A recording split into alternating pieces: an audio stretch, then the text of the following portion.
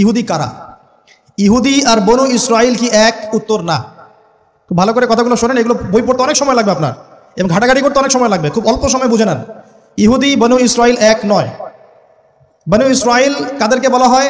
ইব্রাহিম আলাইহিস সালামের ছেলে, এক ছেলের নাম ইসমাইল, এক ছেলের নাম ইসহাক। ঠিক আছে?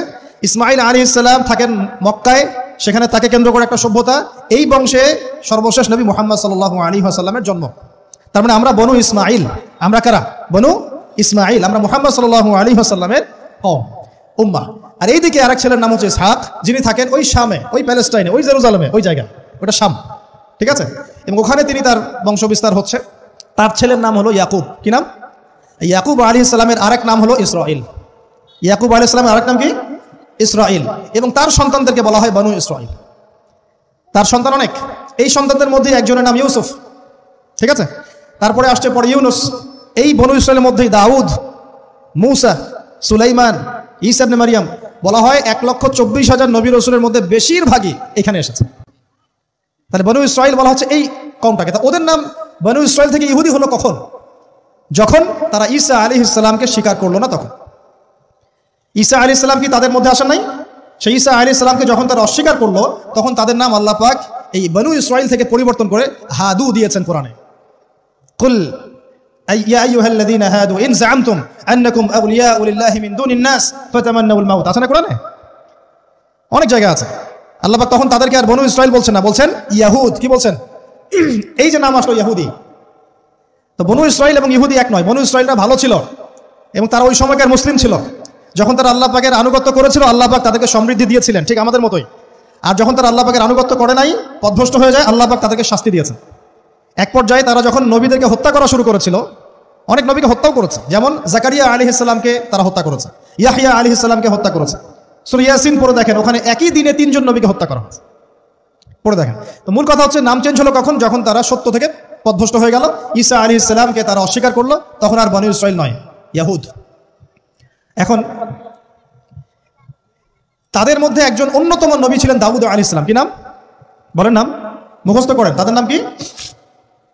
আচ্ছা, দাউদ আলাইহিস সালাম ছোট, তখন 14-15 বছর বয়স হবে। আল্লাহ পাক মূসা আলাইহিস সালামকে বলেছিলেন, তুমি তোমার সম্প্রদায়কে নিয়ে এই জেরুজালেমে যুদ্ধ করবে। কাকে বলেছেন? মূসা আলাইহিস সালামকে। তুমি মূসা আলাইহিস সালাম তোমার সম্প্রদায়কে নিয়ে এই জেরুজালেমে যুদ্ধ করো।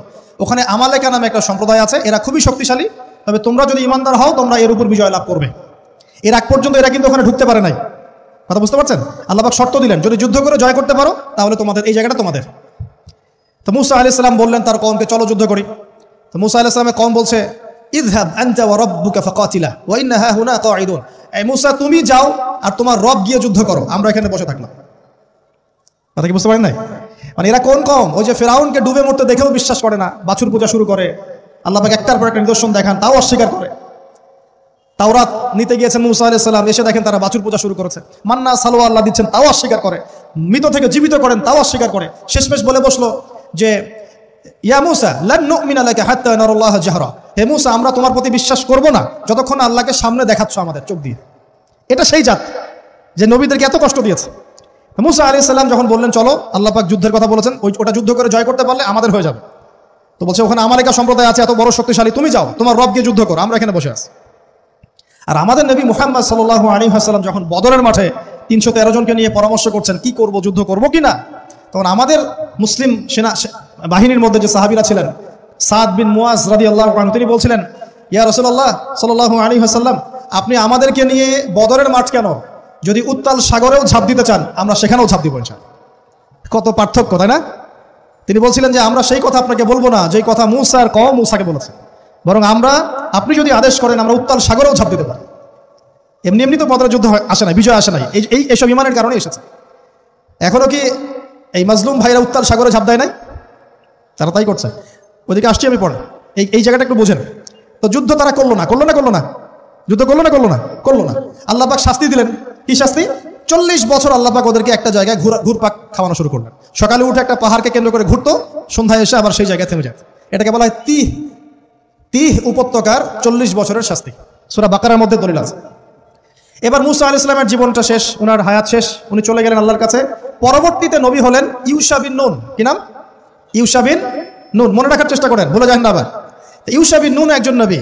এবার ইউশা বিন নুনের সময় ওই বনু ইসরাঈলী বলছে যে আমরা যুদ্ধ করতে চাই, ওই জায়গা আমরা দখল করতে চাই। আমিন। এখন আসেন, কোন জায়গা ভাই, কোন জায়গা যুদ্ধ করতে চায়? আচ্ছা, জেরুজালেম নিয়ে এত কথা কেন জানেন? কারণ এই জায়গাটা শেষ জামানার সবচেয়ে ইম্পর্টেন্ট জায়গা। শেষ জামানার সবচেয়ে ইম্পর্টেন্ট জায়গা তিনটা, মুখস্থ করেন। কয়টা? এক হচ্ছে জেরুজালেম, দুই হচ্ছে মক্কা মদিনা জানেন, আর তিন নাম্বার হচ্ছে কনস্ট্যান্টিনোপল। কনস্ট্যান্টিনোপল মানে কুস্তান্তনিয়া, কোথায় এটা? তুরস্কে। আরেকটা জায়গা আছে, এটাও অনেক বেশি ইম্পর্টেন্ট, সেটা হলো খোরাসান। সেটা কি? খোরাসান। এই চারটা জায়গার কথা মাথায় রাখবেন না। পুরো বিশ্বের এই প্রেক্ষাপট এই চারটা জায়গাকে কেন্দ্র করে ঘুরতে থাকবে, এবং এর সেন্টার হার্ট হচ্ছে জেরুজালেম। কারণ কিয়ামত ততদিন পর্যন্ত হবে না যতদিন এই জেরুজালেম মুসলিমদের দখলে না আসছে, এবং এই জেরুজালেম থেকে ইমামুল মাহদি ঈসা ইবনে মারইয়াম বিশ্ব শাসন না করছেন, ততদিন পর্যন্ত এই পৃথিবীতে কিয়ামত হবে না ইনশাআল্লাহ। বুঝতে পারছেন কথা? আচ্ছা, তো ইউশা বিন নুন এখন বলছেন যে আচ্ছা তোমরা তো আবার যুদ্ধ করতে যাচ্ছ, মূসা আলাইহিস সালামের সময় তো যুদ্ধ করতে বলা হয়েছিল, করো নাই। এখন যদি আবার যুদ্ধের কথা বলা হয়, যদি তোমরা আবার পালায় যাও, তখন তারা বলছে ওয়া মা লানা আল্লা নুকাতিলা ফি সাবিলিল্লাহ, কেন আমরা আল্লাহর রাস্তায় যুদ্ধ করব না? ওয়া কাদ উখরিজনা মিন দিয়ারিনা, আমাদেরকে আমাদের বাড়িঘর থেকে বের করে দেওয়া হয়েছে, ওয়া আবনাইনা, আমাদের সন্তান থেকে বিচ্ছেদ করানো হয়েছে, কেন যুদ্ধ করব না? অবশ্যই যুদ্ধ করব। তো বলছি ঠিক আছে, তাহলে আমি আল্লাহর কাছে দোয়া করলাম। হ্যাঁ করেন। আল্লাহর কাছে দোয়া করা হলো, আল্লাহ পাক বললেন যা জিহাদ ফরজ করলাম, নাও যুদ্ধ করো। এখন ওখানে কোন সম্প্রদায় আছে? আমালেকা, অনেক শক্তিশালী, অনেক বিশাল দেহী। এখন যুদ্ধের আয়াত ফরজ হওয়ার পরে এখন বনু ইসরাঈল বলছে আচ্ছা আমাদেরকে একটা নেতা নিযুক্ত করে দিন, তাহলে সেনাপতি নিযুক্ত করুন। সেনাপতি লাগে কি লাগে না? লাগে না? লাগে না? আচ্ছা, আমরা শিখতেছি স্মার্টফোন, টিকটক। বিশ্বাস, ঢাকা শহরে এই 15 থেকে 20 বছরের ছেলেমেয়ের যা অবস্থা দেখলে আমাদের চোখ দিয়ে পানি বের হয়। আবার শুকরিয়া আদায় করি, আলহামদুলিল্লাহ ওই যুগে আমরা, এই যুগটা আমরা এইভাবে নষ্ট করি না, আলহামদুলিল্লাহ। কি একটা অবস্থা! এদের অর্ধেকের সাইকোলজি নষ্ট করে দিয়েছে বিভিন্ন মুভিজ, সিনেমা। এখনকার অনেক মুভিজে দেখায় যে সে গ্যাংস্টার হচ্ছে, গ্যাংস্টার হওয়াটা একটা প্যাশন। ওইটা দেখে দেখে সে নিজেও গ্যাংস্টার হওয়ার চেষ্টা করে। আমি হলফ করে বলতে পারি, আমার কথা আপনারা মন খারাপ করে না, এটা আমার কনফিডেন্স থেকে বলছি, এখন যদি আরেকটা মুক্তিযুদ্ধ হয়, এই জেনারেশন অস্ত্র হাতে নিতে পারবে না। ওই অস্ত্র হাতে নিবে ওই যাদের বয়স 40, ওই 50, এরাই। আমাদের এই যে কিশোর গ্যাং, টিকটক জেনারেশন আর যুবক সমাজকে আপনি খুঁজেই পাবেন। আল্লাহ পাক আমাদেরকে হেফাজত করুন। আর এটার জন্য ভাই আমাদের যাদের দাড়ি পেকে গেছে আমরা দায়ী সমানভাবে। কারণ আপনি নিজের ফিকির করেছেন, আপনার সন্তানের ফিকির কোথায়? আপনার ছেলে সারা রাত পর্ন দেখে, আপনার মেয়ে সারাদিন ছেলেদের সাথে কথা বলে, আপনার মেয়ে ছেলে যে ডেট করতেছে এখানে ওইখানে, জেনা করতেছে, মদ খাচ্ছে, গাড়ি নিয়ে ধুমসে ড্রাইভ করতেছে মেয়েকে নিয়ে। আপনি মনে করতেছেন বাচ্চা ছোট আছে, বড় হলে ঠিক হয়ে যাবে। সুবহানাল্লাহ, আপনি বাচ্চাকে পড়াচ্ছেন না, কোরআন শিখাচ্ছেন না, হাদিস শিখাচ্ছেন না। জেনারেল লাইনে যে পড়াচ্ছেন, জেনারেল লাইনে পড়াশোনা করার পরে সে হচ্ছেটা কি? কি শিখলো? স্যারকে দেখলে থাপ্পড় মারে। এখনকার ছেলেপেলে অনেকে স্যারকে সম্মান করে না। স্যার নকল ধরে ফেলেছে, স্যারকে এক থাপ্পড় দিল। গুন্ডামি শিখেছে, গুন্ডামি। আদব, সবর, নীতি নৈতিকতা এগুলো নাই, উঠে যাচ্ছে দিন দিন। আমি আসলে ওয়াজ করবো কি নিয়ে? দাজ্জাল তো অনেক বড় ইস্যু। সত্যি কথা বলতে দেখেন, আমরাও স্কুলে পড়েছি, কলেজে পড়েছি, কিন্তু আমরা তো বেয়াদব ছিলাম। বেয়াদবি এক জিনিস আর দুষ্টামি এক জিনিস। আমরা দুষ্ট ছিলাম, খুব দুষ্ট ছিলাম, দুরন্ত, খেলাধুলা পছন্দ করতাম, দুরন্ত, দুষ্টামি করতাম। স্যারদের সাথে আমাদের একটা ফ্রেন্ডলি সম্পর্ক ছিল, বন্ধুর মতো, কিন্তু আমরা কখনো বেয়াদবি করি না। এখন দেখবেন ওয়াজে আলেমদের সামনে গিয়ে বেয়াদবি করতেছে, ওলামায়ে কেরামের সামনে যে একটু মানে ভদ্রভাবে কিছু কথা বলে, মাসালা জিজ্ঞাসা, ওখানেও গিয়ে বেয়াদবি করতে, কথা বলাই জানে না কিভাবে কথা বলতে হয়। আল্লাহর ওয়াস্তে ভাই আকীদার আমলের এই যে আখলাকের সংশোধন করেন, না হলে আমাদের সামনে মহা বিপর্যয় অপেক্ষা করছে। আল্লাহ পাক আমাদের সবাইকে কথাগুলো বোঝার তৌফিক দান করুন, বলি আমিন। অনেক লম্বা হয়ে যাবে, ওদিকে যাচ্ছি না, মূল জায়গা থেকে একটু শেষ করে দেব। আপনারা অনেকক্ষণ ধরে অপেক্ষা করছেন, একটু একটু খেয়াল করেন। তাহলে ইউশা বিন নুনের কাছে এখন এরা বলছে নেতা দাও, নেতা। তো ইউশা বিন নুন বলছে ঠিক আছে আমি দোয়া করলাম, আল্লাহ পাক তালুতকে নেতা বানালেন। কাকে? তালুত। এখন বনু ইসরাঈল বলছে ওর নেতৃত্ব আমরা মানি না। কেন মানো না? যে ওর তো টাকা পয়সা নাই, ওর তো স্ট্যাটাস নাই। যে আমাদের কাছে নেতৃত্বের মানদণ্ড যেগুলা, আমরা টাকা পয়সা থেকে নেতা মানি না। আপনার টাকা নেই, আপনি নেতা হতে আসছেন কেন? আপনার স্ট্যাটাস নাই, আসছেন কেন? ও বনু ইসরাঈল একই কথা বলছে, ওর তো টাকা নাই, স্ট্যাটাস নাই, নেতা হবে কেন? তখন আল্লাহ পাক বলছেন যে ওয়াজাদাহু বাসতাতান ফিল ইলমি ওয়াল জিসম। আল্লাহ পাক তো তালুতকে দুটো কোয়ালিটি দিয়েছেন। আল্লাহ পাক তাকে শারীরিক শক্তি দিয়েছিলেন এবং জ্ঞান দিয়েছেন, প্রজ্ঞা এবং জ্ঞান দিয়েছেন। তার নেতৃত্বের মানদণ্ড কয়টা এখানে পেলেন? দুটা। শারীরিক শক্তি থাকতে হবে ঠিকঠাক, ফিজিক্যালি স্ট্রং না হলে তো সে ডিল করতে পারবে না, আর মেধা থাকতে হবে, জ্ঞান। তা আসলে কি এই দুইটা এখন নেতৃত্বের মানদণ্ড? সুবহানাল্লাহ, অদ্ভুত সিস্টেম বিশ্ববাসীকে দেওয়া হয়েছে। বিশ্ববাসীকে একটা অদ্ভুত সিস্টেম দেওয়া হয়েছে। একজন একজন মেজর, একজন কর্নেল, একজন বিসিএস ক্যাডার মানুষ এমন একজন মানুষকে স্যালুট করে যে মানুষটা অক্ষর জ্ঞান নাই, নামও স্বাক্ষর করতে পারে না, এবং সে বিভিন্ন জায়গায় দুর্নীতি করে আসছে, টাকা পয়সা লুটপাট করে আসছে। একজন বিসিএস ক্যাডার এবং একজন আর্মি অফিসার, একজন জেনারেল, একজন মেজর তাকে স্যালুট করতেছে। কি সিস্টেম! অথচ তার চাইতে এই ব্যক্তি নেতৃত্ব পাওয়ার অনেক বেশি যোগ্য, জ্ঞান তার আছে এবং শারীরিক শক্তি তার আছে, তার প্রশিক্ষণ আছে, সবকিছু তার মধ্যে আছে। কি সিস্টেম বিশ্ববাসীকে দেওয়া হয়েছে! সুবহানাল্লাহ। আমি ফিলোসফিও পড়েছি অনেকদিন। অ্যারিস্টটল এবং প্লেটোদের যুগে এটাকে বলা হতো দি কমিউনিটি অফ ফুলস। একটা পড়ে দেখবেন, স্যার সলিমুল্লাহর লেখা অনেকগুলো বই আছে, এর মধ্যে পড়ে দেখেন। মানে অজ্ঞতার একটা যুগ, অজ্ঞতার শাসন, অজ্ঞতার কমিউনিটি। বাদ দেন, এখানে ইউশা বিন নুন নেতৃত্ব দিলেন কাকে? তালুতকে। ওরা বললো মানি না। তো আল্লাহ পাক মনোনয়ন করেছেন, এখন না মানলে তোমরা আযাব ভোগ করবা। তারপরে তারা মেনে নিল, এবার যুদ্ধে যাচ্ছে। ওই জেরুজালেম মুক্ত করতে যাচ্ছে। যেই জেরুজালেম এখন তারা মুক্ত করতে চাচ্ছে, ওই জেরুজালেম তালুতের বাহিনী মুক্ত করতে যাচ্ছে। বলেন তো তালুত এবং বনু ইসরাইল তখন ভালো না খারাপ? ভালো না খারাপ? তারা কি মুসলিম না মুসলিম? তারা তখন মুসলিম না মুসলিম? মুসলিম। তারা তখন ইউশা বিন নুনের উম্মত, তার আগে ছিল মুসা আলাইহিস সালামের উম্মত। এবার তালুত বললেন যে আল্লাহ পাক তোমাদেরকে পরীক্ষা করবেন, সামনে নদী আছে, এই নদীর পানি পান করতে পারবে না। যদি পান করো তাহলে তোমাদের নাম কাটা, তোমরা আর যুদ্ধে অংশগ্রহণ করতে পারবে না। ফামান শারিবা ফালাইসা মিন্নি, যে ব্যক্তি এখান থেকে পানি পান করবে সে আমার অন্তর্ভুক্ত না। ওয়া মান লাম ইয়াতআমহু ফাইন্নাহু মিন্নি, যে ব্যক্তি এখান থেকে পানি পান করবে না সে আমার সাথে যুদ্ধে যেতে পারবে।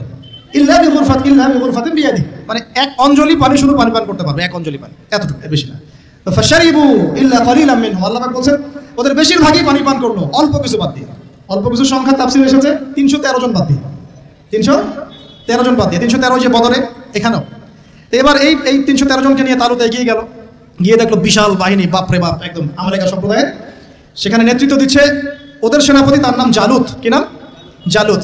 এবং এই জালুতের বাহিনী দেখে মুসলিম বাহিনী বলছে যে লা তাকাতা লানা বিজালুতি ওয়া জুনুদি, এই জালুতের বাহিনীর সাথে পেরে ওঠার ক্ষমতা তো আমাদের এখন হবে না। কিন্তু যারা ভেবেছিল যে আল্লাহর সাথে সাক্ষাৎ করতে হবে, যাদের ঈমান দৃঢ় ছিল, তারা বলেছিল কাম মিন ফিআতিন কলিলাতিন গালাবাত ফিআতান কাসীরাতান বিইذنিল্লাহ, তোমরা ভয় পেও না, আল্লাহর হুকুমে বহু ছোট ছোট দল বড় বড় দলের উপর বিজয় লাভ করেছে।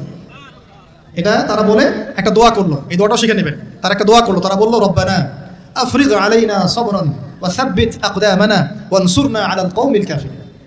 আর আল্লাহ পাক বলেন ফাহাজামু বিইذনিল্লাহ, আল্লাহ পাকের হুকুমে তারা এই মাত্র 313 জন নিয়েই জালুতের বিশাল বাহিনীকে পরাজিত করলো। বুঝতে পারছেন? এবং এই বাহিনীতে দাউদ আলাইহিস সালামও ছিলেন, তখন তিনি ছোট। এই জালুতকে হত্যা করেছে দাউদ আলাইহিস সালাম। হ্যাঁ, ওয়াকাতালা দাউদ জালুত, দাউদ আলাইহিস সালাম জালুতকে হত্যা করলেন। কিভাবে হত্যা করলেন সেটা আসছে, যে এই গুলতি নিক্ষেপ করেছিল দাউদ আলাইহিস সালাম, আর তার চোখে গিয়ে লাগে জালুতের, এতেই জালুত মারা যায়। তো এখন মূল কথাটা হচ্ছে, দেখুন এই বনু ইসরাইল এই যুদ্ধে জয়লাভ করে এই বাইতুল মুকাদ্দাস বা জেরুজালেম জয় করলো। এই যে তারা প্রথমবার এখানে ঢুকলো, এর আগ পর্যন্ত কিন্তু ঢুকতে পারে না। এবার আল্লাহ পাক তাদেরকে বললেন তোমরা এখানে যদি আমার আদেশগুলো মেনে চলো, এই জায়গা তোমাদেরই, তোমরা এখানে থাকবে। কিন্তু যদি তোমরা আদেশ না মানো, আমার বিরুদ্ধাচরণ করো, তোমাদেরকে এখান থেকে বের করে দেব। আর আল্লাহ পাক এটা বলেও দিলেন লা তুফসিদুন্না ফিল আরদি মাররাতাইন, তোমরা কিন্তু দুইবার সীমা লঙ্ঘন করবা, আমি কিন্তু সতর্ক করছি তোমাদেরকে। কয়বার? দুইবার। এবার দাউদ আলাইহিস সালামের সময় তারা খুব সুন্দর ছিল, একদম রুলিং স্টেট। বলা হয় যে দাউদ আলাইহিস সালামের সময় তারা ওই জেরুজালেম থেকে বিশ্বকে শাসন করেছে। ঠিক আছে? দাউদ আলাইহিস সালামের পরে আসলো তার ছেলে সুলাইমান, নাম কি? সুলাইমান আলাইহিস সালাম। এই সময় আরো সমৃদ্ধি লাভ করলো, এত সমৃদ্ধি যে বাতাসের উপর নিয়ন্ত্রণ। জিনরা ডুবুরির কাজ করে পাথর এনে দেয়, জিনরা ডুবুরির কাজ করে মণিমুক্তা এনে দেয়। জিনদেরকে দিয়ে এই যে বাইতুল মুকাদ্দাস তিনি নির্মাণ করালেন আবার, তাই না? এই যে বাইতুল মুকাদ্দাসের কথা বলছে। তারপরে বাতাসকে যদি বলেন এখান থেকে আমাকে নিয়ে যাও, 1 মাসের পথ 1 বেলায় চলে যাচ্ছে। পিঁপড়া হাঁটছে, সুলাইমান আলাইহিস সালাম পিঁপড়ার ভাষা বোঝেন, পাখির ভাষা বোঝেন, তারা তেলাওয়াত করেন, মাছ এসে তেলাওয়াত শুনে। মানে এমন একটা সভ্যতা, এই সভ্যতা পৃথিবীতে আসেনি কখনো। এবং আপনি যতই সায়েন্স অ্যান্ড টেকনোলজির কথা বলেন না কেন, এই লেভেলে আপনি যেতে পারবেন না, কখনো পারবেন না। কারণ সুলাইমান আলাইহিস সালাম একটা দোয়া করেছিলেন, রব্বি হাবলি মুলকান, আল্লাহ আমাকে এমন রাজত্ব দান করুন, লা ইয়ামবাগি লি আহাদ, যেমন রাজত্ব আপনি কাউকে দেন নাই কখনো। পৃথিবীর ইতিহাসে সুলাইমান আলাইহিস সালামের মতো রুলিং স্টেট কোনোদিনও ছিল না, আসবেও না। তো সুলাইমান আলাইহিস সালাম এবং তার অনুসারীরা তখন ভালো ছিলেন এবং জেরুজালেম থেকে তারা বিশ্ব শাসন করেছেন। এবার শুরু হলো তারপরে এদের অধঃপতন শুরু হতে হতে এমন একটা জায়গা চলে গেল যে জেনা, এই মদ খাওয়া, এই সুদ খাওয়া, এই মানুষকে হত্যা করা, এমনকি নবীদেরকে হত্যা করা, এমন কোনো পাপ নাই করতে বাকি রাখলো না। এমন কোনো পাপ নাই মানে নবীদেরকে পর্যন্ত জবাই করে হত্যা করেছে। আর কি কিছু বলতে হবে? আল্লাহ পাক ওই যে ওয়াদা করেছিলেন যদি ফাসাদ সৃষ্টি করো এখান থেকে বের করে দিব। এবার আল্লাহ পাক একটা বাহিনী পাঠালেন। এই বাহিনীটা পাঠিয়েছেন ইরাকের ব্যাবিলন থেকে। কোন জায়গা? ইরাকের ব্যাবিলন। এই বাহিনীর রাজার নাম ছিল নেবুজাদ নেজার। কি নাম বলেন? নেবুজাদ নেজার। সে ছিল মূলত অগ্নি পূজারী আর কি। তার একটা সভ্যতা, ব্যাবিলনের সভ্যতা। ব্যাবিলনের সভ্যতা কিন্তু অনেক প্রাচীন।